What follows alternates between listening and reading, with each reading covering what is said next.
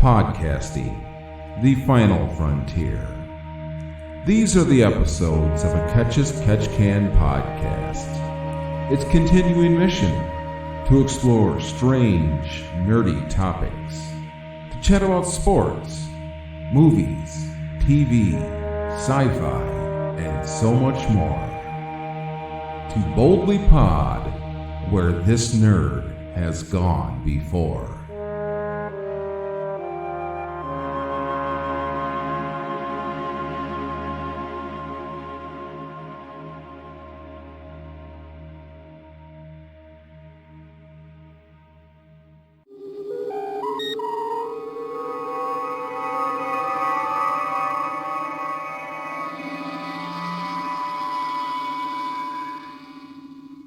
More times than not, social media gets a bad rap for being so negative and for being so trolly, but there are occasions where you sort of run across some things in social media that really reinforce the reason that it's here and giving you opportunities to join up with like-minded people that share the same interests that you do. And a perfect example of that is a few months ago, I stumbled across a Facebook page called the Sci-Fi polling place, and they were doing something very cool and very near and dear to my heart.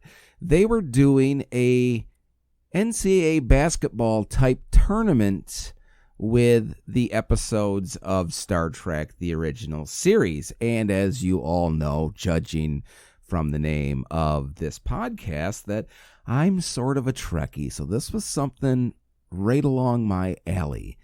I love the whole concept of the NCAA tournament, and I love Star Trek. And these folks put it together and made a tournament about the original series episodes, bracket and all, and I have had a blast over the past month or two participating in this tournament. Now, before we get into it, I just want to say that I don't know the people personally that run this page, but they have done a tremendous job of putting this thing together and making it accessible to everybody to join in, to participate in the tournament, and it's been fun to do. But they not only kept your interest by giving you episodes pitted against each other each day, but they also gave you some fun little mini polls to sort of stave off boredness, if you will. Something to keep you engaged, I suppose, is the best way to put it. And I'm sure everybody listening to this is curious, okay, so what episodes were in it? Well, all the original series episodes were involved, and it came down, not really surprising to anybody probably, but the final two episodes in the tournament were the Season 2 episode, Mirror, Mirror, and the Season 1 episode, The City on the Edge of Forever. Kind of sort of the two most popular Star Trek, the original series episodes as a whole. Now, whether you agree with that or not, which personally I don't, but it's just a personal choice, I can sit back here and admit that those two are probably the most popular. Maybe Trouble with Tribbles, but I digress. Now, Mirror, Mirror ended up being the champion of the original series tournament, beating out The City on the Edge of Forever. And I guess I should say I'm not really surprised at the outcome.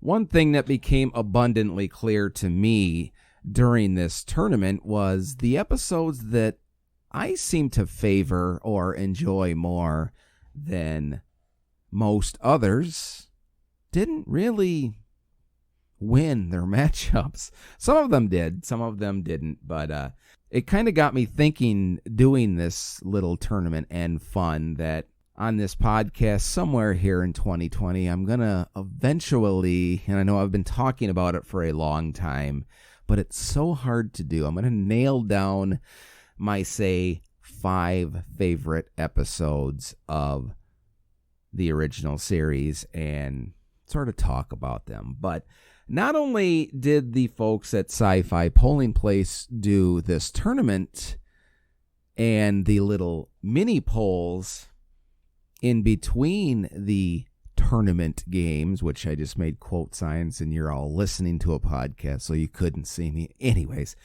moving on. They also did a fantastic job after the fact of breaking down all of the data. See what I did there? Wrong show, Dan. Anyways, breaking down all the data involved in this tournament, and kudos to them for a fantastic job. Well done. They came to the conclusion, or the data came to the conclusion, that the highest ranked season 1 episode was obviously The City on the Edge of Forever, and the season 2 highest rank was Mirror Mirror. That's pretty apparent by the fact that those two were in the finals. The season 3 highest ranked episode was at number 8, and it was the episode The Enterprise Incident. But they did more than that. They did the closest match, which ended up being the episodes Operation Annihilate and the Immunity Syndrome. They did the most lopsided episode, which was Space Seed versus Plato's Children. Yeah, Plato's Children. Story for another day. And only receiving 18 votes, Turnabout Intruder was the least popular episode in the tournament, which I'm kind of surprised that And the Children Shall Lead wasn't the least, but it is what it is. It's all personal preference. And as most of you that are Trekkies know, there were a lot of sort of crossover actors in episodes, meaning the same actor played 2 different roles. It was the 60s after all. They apparently only had like 75 people in Hollywood to fill roles. But anyways, that's here nor there. Now, the reason I brought that up is I mentioned they did these mini polls. So some of them were like Mark Lenard played, everybody knows he played Sarek, but he also played the Romulan commander in the episode Balance of Terror. So some of the mini polls were, what was your preferred Mark Lenard character? And that was sort of some of the fun that they had. Of course, you had Morgan Woodward, who was also Captain Tracy and Dr. Van Gelder, and of course Diana Muldaur, which we know was Thesla and Mulhall and Miranda Jones, and of course she went on to be in The Next Generation as well. So that was some of the fun mini polls that this tournament had to offer, and I was really happy to find that and happy to come on here and talk about it. So hopefully some of you out there that might be Star Trek fans that haven't found this yet can go find the Sci-Fi Polling Place, give them a like, and start participating in some of the tournaments that they're putting on. Now, currently they are doing another one that's very near and dear to my heart, and that is a tournament for Star Trek, the animated series. And that is a series that sort of people love or they hate. There's not really people in the middle. There's a segment of the Trek universe that just don't seem to be able to accept the animated series. And I don't get why, because that's some of the best science fiction stories in the entire universe, in my opinion. So if you're on Facebook, seek out the Sci-Fi Polling Place page, give them a like, and start participating in some of their tournaments. I'm going to continue, and hopefully you will like them and start participating in them as well. And if you do and interested, would like to come on this podcast at a later date, maybe we can sit down and discuss our selections in a future tournament. So, thank you to the Sci-Fi Polling Place for a fantastic page, a fantastic tournament. You've proven to us why social media doesn't have to be all troll, all negativity. It can be fun, as I think it was probably intended to be.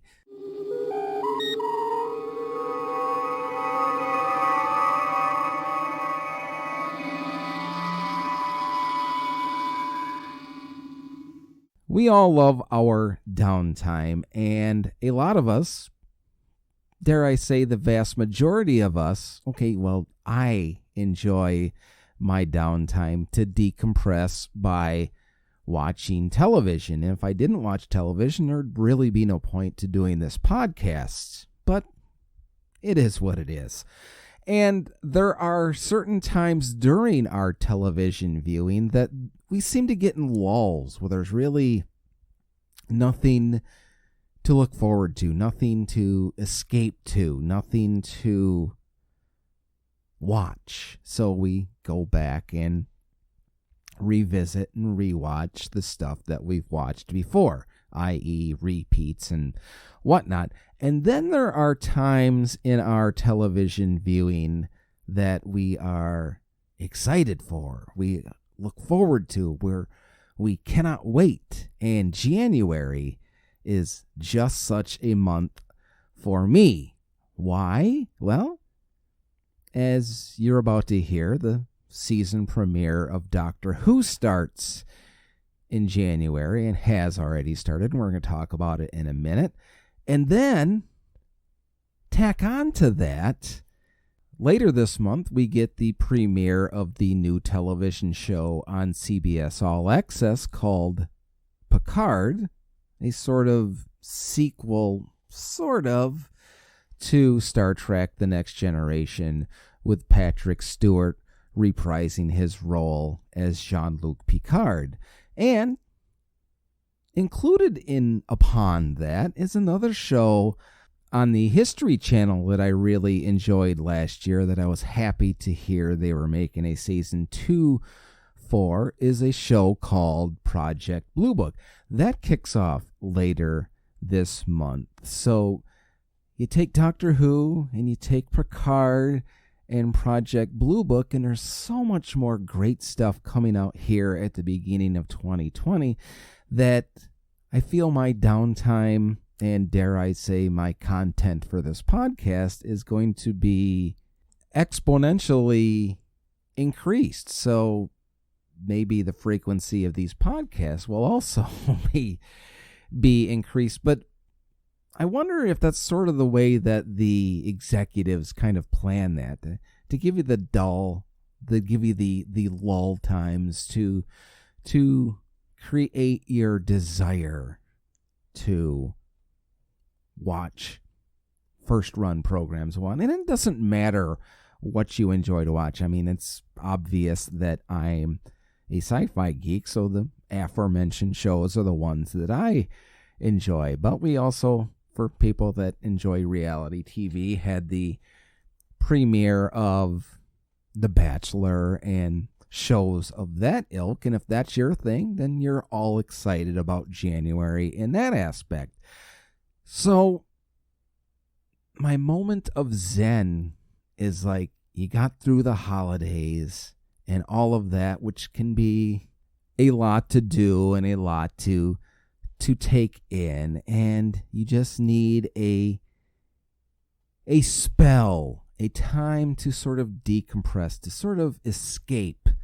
And January seems to be, at least on television, the perfect time for that to happen. And maybe it has something to do with winters here, and there's really not to do outside of your four walls, so why not sit in front of the boob tube and enjoy some relaxing, mindless television entertainment?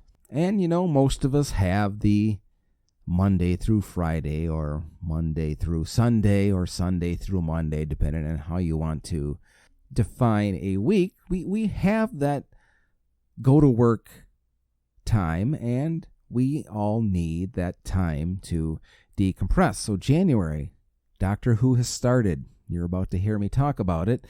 And I really look forward to Star Trek Picard, or just Picard, if you will. And I'm really looking forward to Season 2 of the History Channel show, Project Blue Book. And by proxy, all of you are going to benefit by those shows, because I'm pretty sure that future episodes of Too Boldly Pod will feature me sitting here talking about those shows. Is there a show or something coming on, or is on now, that you use to decompress, to escape from the real world? Let me know on Facebook or Twitter at Too Boldly Pod.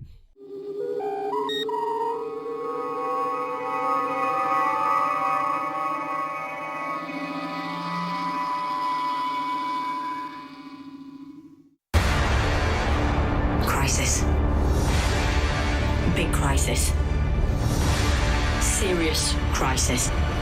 Big, serious crisis. Kisses. It's quite French, that, isn't it? Over the past week, there's been a spate of attacks on intelligence officers worldwide, of every nationality. We need your help, Doctor. I didn't know things would get into the TARDIS like that. Neither did I. What have you for here, Doctor? I don't know. Get away from them!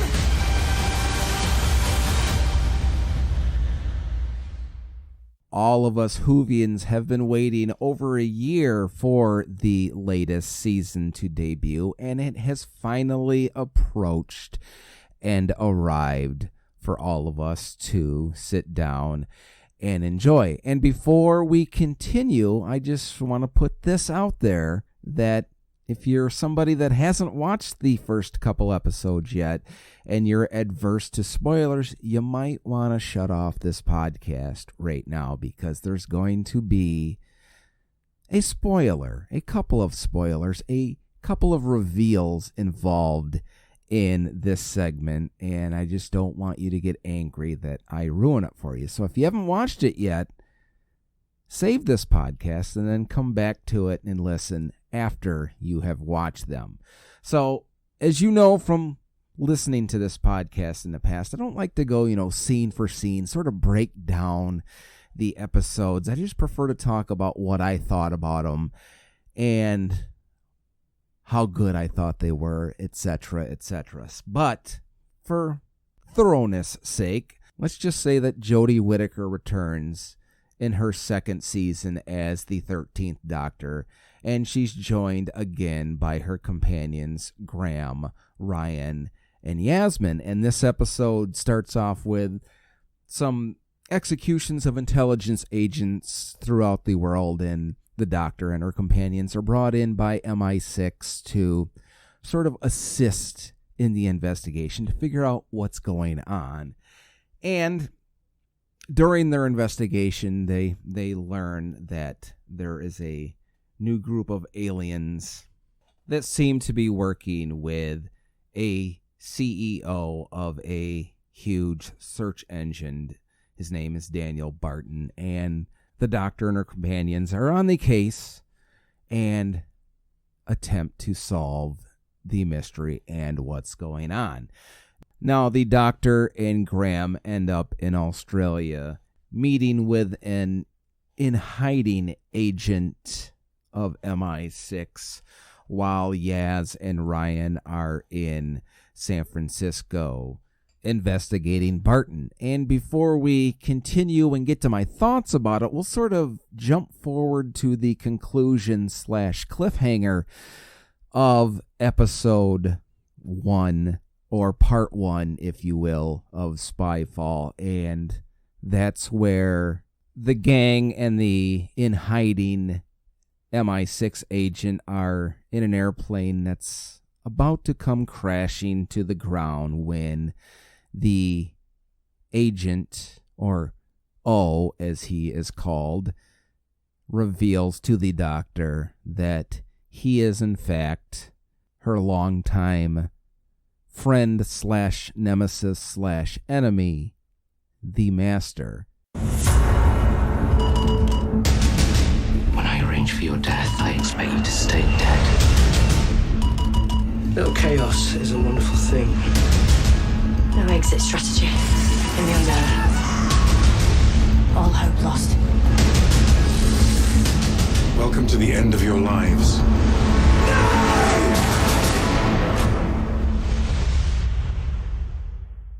Now, during the first episode, you got the aliens, which were sort of the afterthought of the episode and sort of the background, the supporting characters, I suppose, of the episodes, kind of showing them in passing, abducting or killing these agents and people and whatnot. And right at the cliffhanger where you learn that the agent they are with is actually the master, the aliens arrive and sort of take not only the master, but the doctor as well. So that leaves Graham and Ryan and Yaz stuck in this plane that's plummeting to the earth. Now, as you would expect, there's a little bit of wibbly-wobbly, timey-wimey that goes on in this episode. I mean, it is Doctor Who after all. So Ryan ends up finding all these clues and how to land the plane safely so the three of them survive. And then it kind of jumps back and forth throughout the second part of the episode, which is one of the things that I've always loved about certain Doctor Who episodes. They take a bunch of small little stories and tie them together, and they jump back and forth to sort of keep the viewers engaged in all of these stories without sort of getting them to forget that segment of the story is happening. So that's one plus that I'm glad that they've continued to do on this newer incarnation of Doctor Who. Now, as I stated, there's a bunch of small little stories involved. The Doctor ends up being sort of transported into the past by these aliens, and she has to find her way back to modern day to save or to meet back up with her companions. And as I stated, I'm not going to go scene for scene. I'm just going to sort of review it and give you my thoughts about the episode as a whole. Now, I really loved the fact that they brought the Master back into the fold. And Sacha Dhawan did a fantastic job in his indoctrination to the role of the Master. One thing I will say, and it's sort of a personal wish, a personal preference, I wanted to see it, was I was kind of hoping that if they ever brought the Master back, it would be a very cool thing to see Michelle Gomez or Missy playing the Master with Peter Capaldi's Doctor, to be pitted against a female Doctor that Jodie Whittaker has become or is currently. But, that's just sort of a personal thing. I thought that Michelle Gomez did such a wonderful job portraying the character of Missy / the Master that this would be a fun little trade-off. But as it were, I thought that Sacha Dhawan did a fantastic job in the role. And as you might expect, the Master once again escaped, so you will be seeing him again down the road. I have no doubt of that. So all in all, there was a second big spoiler of sorts at the end of part 2 of Spyfall. Of course, part 1, as you've kind of heard me talk about the last few minutes, was the return of the Master.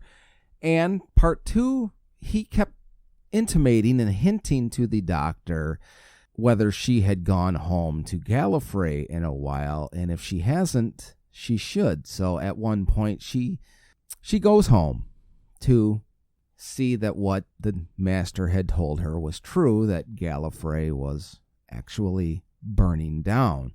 So it sort of sets in motion, I think, the overall story arc or the returning arc of this season. So I think as the season plays out, you're going to see hints and clues and snippets of this arc throughout each episode, most probably culminating in the series finale. So overall, I really loved the first 2 episodes of the season, and I'm really looking forward to the rest of the season as it plays out, as much as I'm looking forward to meeting up with some of my friends and all of you that are Whovians as well and discussing them in greater detail.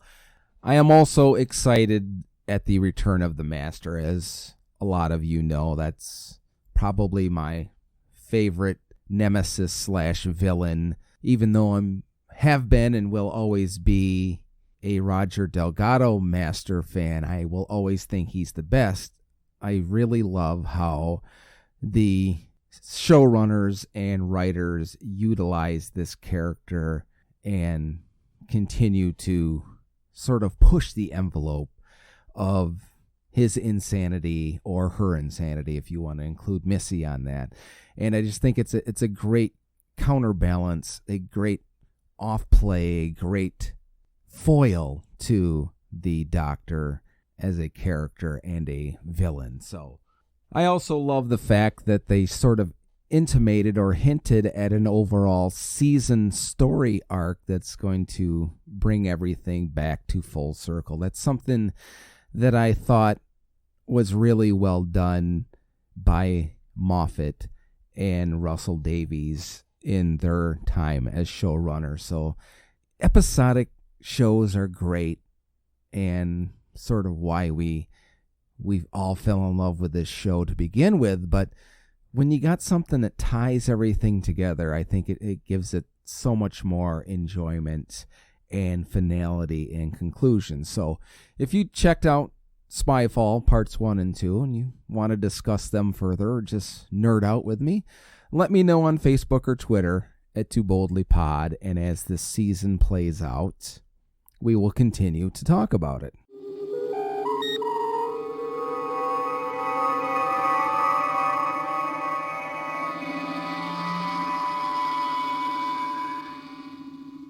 I ask a lot of questions on social media, just sort of to sort of elicit some conversation with my friends, and I like to occasionally include them here on this podcast to sort of not necessarily lighten the mood, to sort of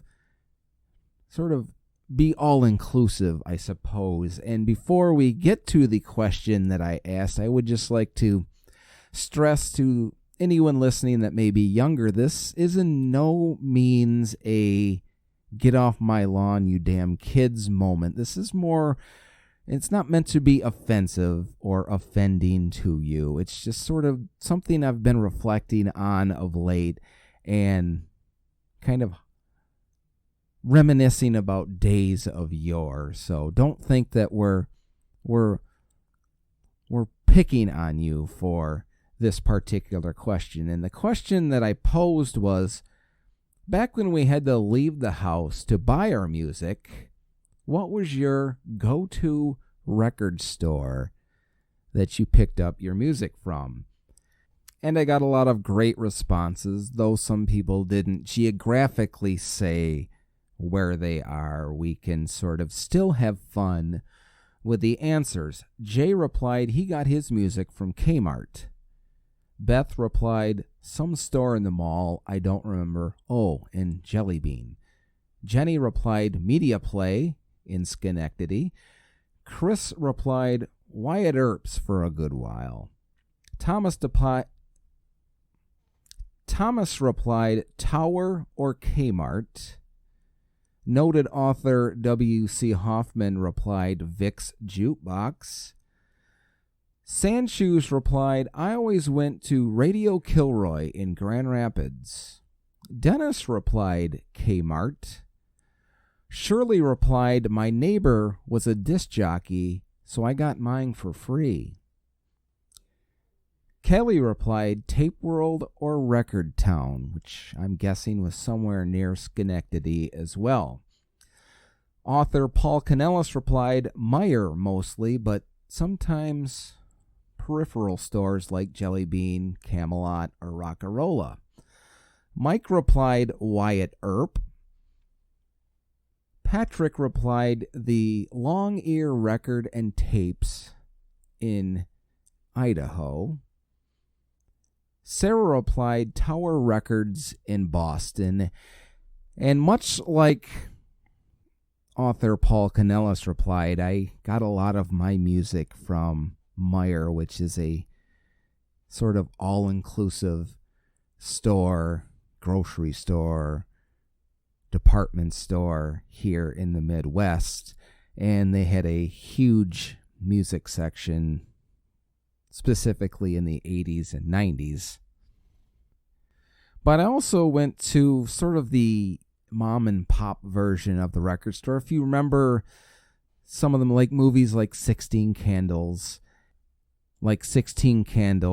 and Empire Records and movies like that. You remember sort of these small little record stores. Well, there were two that I frequently went to back in the day, and one was called Nick's Records and Tapes, and it was right in my heyday in the mid to late 80s when I was buying just a ton of records and tapes. And also back in that time, the 12-inch singles were big, so I picked up a lot of those at Nick's Records and Tapes.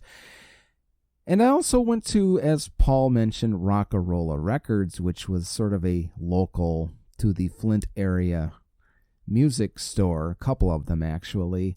And I specifically remember going to Rockarola on the date in which an album was going to be released, because I always knew they had them, at least big releases, right there for you to get right as soon as they opened. And yes, I was that dork that certain groups that I really love, if they had a new album coming out, I was there the day the store opened, or the minute the store opened, to pick up that new album. Modern society and Amazon and iTunes has made it so accessible to all of us to get this great music that we all love so much. But there was something special about driving to the record store and thumbing through all the albums and cassettes to find a piece of music and buy it and enjoy it for hours on end. If you'd like to share what record store you frequented in your youth, let me know on Facebook or Twitter at Too Boldly Pod.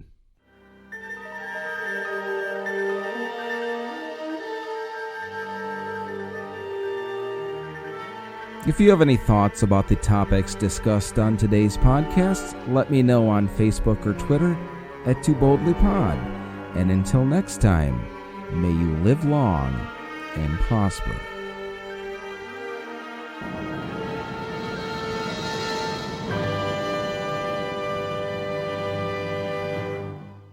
WLLP Spock Rock Radio.